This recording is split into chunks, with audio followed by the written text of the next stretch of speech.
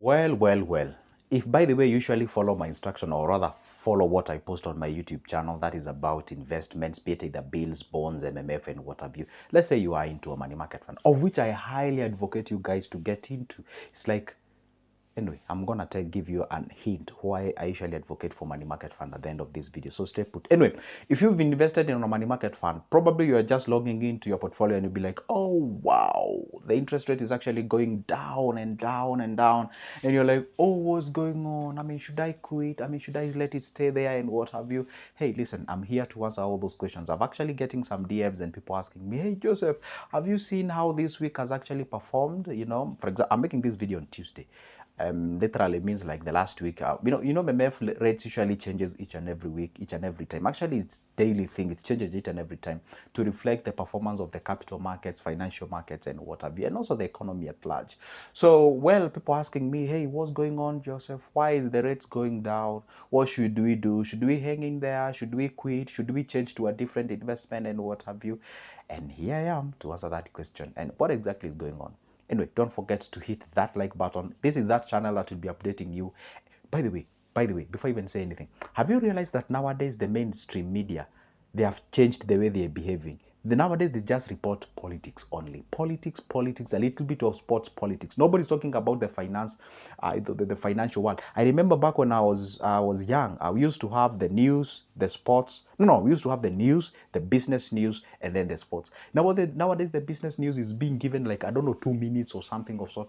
That's why I'm telling you, subscribe to this YouTube channel. I'm here to update you every day by God's grace and will, to make sure that I put you update what is going on out there. By the way, there is a video coming out. There is 3.2 billion Kenyan shilling that is unclaimed. Nobody knows whose money is that.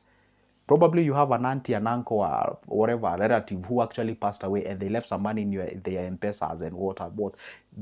Yo, I'm gonna show you how you go ahead and you can be able to check out whether there was money that was left for you. Anyway, the point is, that's what I'm telling you, subscribe and make sure that you like this video. Anyway, the point is, what's going on with the money market funds rates that are going down? They have actually gone down to all the way to 11%. Some, okay, I know some are at 15% or something of sort, but largely most of them are actually even at below 11%. What's going on? What can we do? Okay, and this one is actually pre-tax. If you actually do the post-tax, these rates are actually even coming even up to 8%.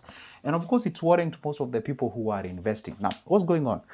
See, for us to answer the question why the money market funds rates are going down, again, I have to educate you this. You have to check where the money market funds, they invest that money. And the major area where they invest this money is the T-bills, okay? T-bills, especially the 91 days T-bills and 182 days T-bills. They can as well invest on the 364 days T-bills. T-bills means treasury bills. Treasury bills is a government security. A government security, it simply means that the government is borrowing money using this vehicle called treasury bills. So the money that you invest in that money market fund is usually taken, being lent to the government for 91 days, for 182 days, or for 364 days, and then the interest is actually shared back. Then you get the interest, the company get the management fee. You get that structure? Right now, as we speak, the 91 treasury bills right now is around 1%. The 182 it's around 11%-ish or something. The 64 is around 12, 13-ish or something of sort. Okay. Now you see this money, of course, this percentage that you're getting is pre-tax. This percentage will actually be also subjected to post-tax. The post-tax, you realize the interest is all going down. So where the money is invested, if it's low, then it means whatever will be gotten out of that investment gonna be low. Now we should answer the question of then why is the treasury bills going down? Actually, for your information, it's actually a good sign. What? Yeah. Did I just say that? Absolutely. See, when you see the treasury bills and the treasury bonds rates going down in a country, especially in our country, Kenya, that should tell you that that is a good sign. Why is it a good sign? It's a good sign. See, when the government is, for example, this treasury bills rates was actually at around even 17%. Even, can you imagine that when the rate was actually 17%? Do you know, in short, the government is telling you, we are desperate. We are ready to pay you 17% of that money that we're going to borrow from you to actually service our services. For example, say supplement our budget, and such kind of a thing. So government in this particular point, okay, I'm using the word desperate due to lack of a better word. It actually tells you that there's something wrong in the economy. Are we together? And that's why you find I don't know why I can say this. Do you know most of the wealthy people who are financially informed, they usually invest in these treasury bills and bonds right now when the rates are actually low?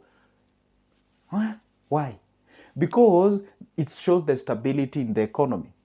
Yeah, I know Kenyans can throw stones to me when I say stability in the economy. The reality is the inflation in Kenya right now is at the lowest. I think in 17 years, it's around 2.8%. That is, well, I'm making this video around December of 2024. So don't watch this video in 2025. Maybe you'll be having a different inflation. You'll be like, no, Joseph, that's not the truth. I'm making this video at that particular time. So anyway, the point is, see, when the government actually is not borrowing a lot, or when they're like, you know what, we can be able to service our service. Well, not all of it, but at least we are in that particular desperation moment of money and something of sort. So they tend to give a little bit not of a competitive price in terms of rates and what have you. So they give less of the interest rate. Even if you check even the treasury bonds, the rates have actually gone down to the areas of 12%, 13, 14%, thereabout. Okay. Why? Because of the same reason. Why the government is actually trying to cap the borrowing. Because there was a time, I think it was around November, October there, we had a lot of what we call, the government needed the liquidity. Liquidity means that they needed a lot of money to service a lot of loans or debts at the same time. So it means that a huge chunk of our cash that was being collected from the taxes was being channeled towards the payments of the loans. And of course, that means not so good for the government and for the citizen and the country itself at large. That's why you find they had to come with all their ways to make sure that at least they make sure they bring these rates to the manageable levels and such kind of thing. That's why you find the treasury bill rates are going down. Number two, you find again the inflation is low. When the inflation is low, it means that, hey, you know what? For example, if you guys do buy things anyway, 1 kilo of bulb onions was actually going for like 180 Kenyan shilling. That was like 5 months or 4 months ago. Right now, we are talking about even 40 shilling has actually gone down by 140. I don't know what percentage is that. That's a crazy one. All right. So, well, not everything has actually gone down. When you look at something like wheat flour, you look at something like maize flour. By the way, I am not. You might think like, guys, I'm actually trying to advertise nobody. I'm not advertising nobody here. What I'm simply saying, I'm telling you what is going there. And you can actually get this information from the market there. Well, people are complaining that there is no money in touch. Anyway, I totally understand that because or for whatever the reason it is. But anyway, let me just stick to my videos.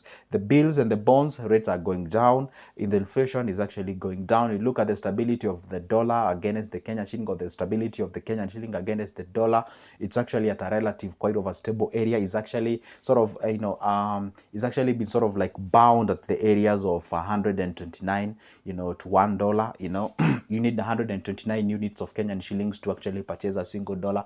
So that tells you at least, economy is getting somewhere, and that's why the stability is there. Sure. Now the question is, should you switch off from investing? What should you do? Should you quit? I mean, okay, when you quit, what do you do? And I want you to look at this. Remember, at around last year, a time like this, by the way, that is 2023, around December there, you can check it out. The inflation was around 9.6%. I don't know that you guys are aware of that. And that is when we had an IFBs or bills and bonds going for at least, the craziest one we ever had was 18.4%. You can see the inflation is high, and of course these things they kind of go hand in hand. You find the inflation is actually going high, and also the interest rate is actually going high. So what does it tell you? Let's do a very simple mathematics here.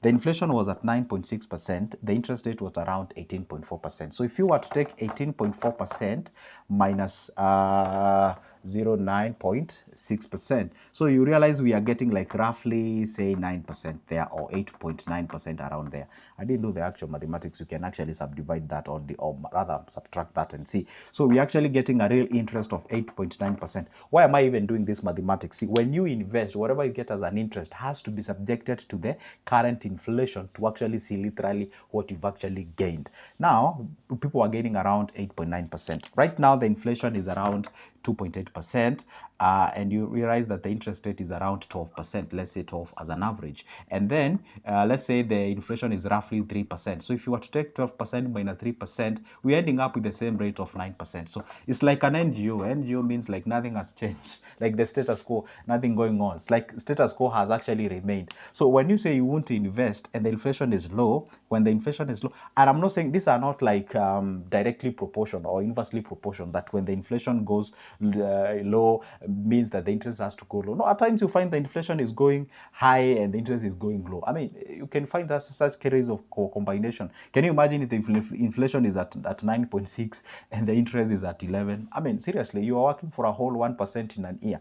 But if you check on what we are having right now, 2.8 inflation and 12%, what do we call, then you subtract the same, you get 9. Back then when it was 18 and 9.6, you get 9. So they are more or less the same in terms of investment. So don't so much concentrate on the interest rate, what you're getting, of which you should anyway. I mean, you're there to make money. Yeah, shouldn't really worry you that, hey, if they are going low, just quit. No, check the inflation, or rather check the interest rate and check the inflation, compare and contrast the two and see what you're getting the return, get into the business. There was a time these investments like MMF was around 8.7%. Yeah, that is pre-tax. Back then when the during the COVID-19, the 2019, the 2020, even the 2021, you find the interest rate was around 8%, 9%. The inflation was, inflation was high, and of course people were still investing. You find like people were not there to really make money, they were there to safeguard what they have. The inflation, maybe it's at 8%, the interest rate is at 8%. At least it's canceling each other. 8 is canceling each other. That means at least your money is not getting lost. Can you imagine if you don't invest, the inflation is at 9%? It means like, say if you have $1 million in a bank, resting there idle, after 1 year, do you know how much goes? Like 96,000. It's gone. Of course, if you go check the balance, you see it's $1 million, but the 96,000 is gone. So when you have that combination, when you have that kind of a case, then it becomes a little bit tougher, it becomes a little bit complicated if you do not understand. So I'm not saying that you shouldn't compare the inflation, you shouldn't compare. No, you should, but not just the interest rate, but other things brought together to make a decision. Now, I've tried to explain why you shouldn't quit investing, why you shouldn't say, hey, you know what, investment is not going good, hey, you should quit, oh, hey, I don't know what happens. No, stay put, make sure that you invest, make sure that you stay put, and I'll be here to share the update, the information, what is going on, so that you can be able to make the best decision out there as far as the investments are concerned. Anyway, this is Good Joseph, and if you need my services in one way or the other, you can always get that number of mine from the description of this specific video. Shoot me a call. Let's talk business.